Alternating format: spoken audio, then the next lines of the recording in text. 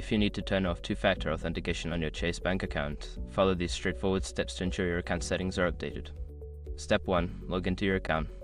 Visit the Chase Bank website or open the Chase mobile app. Enter your username and password to access your account. Step 2. Navigate to Security Settings. Once logged in, find the Account Settings or Profile section. Look for an option labeled Security or Security Settings to manage your authentication preferences. Step 3. Locate two-factor authentication. Within the Security Settings, search for the two-factor authentication option. This may be listed under two-step verification or two-factor authentication. Step 4. Disable two-factor authentication. Click on the option to disable or turn off two-factor authentication.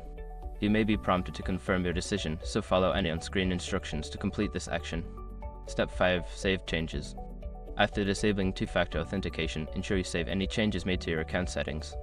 Log out and log back in to verify that the changes have taken effect. By following these steps, you can successfully turn off two-factor authentication on your Chase Bank account.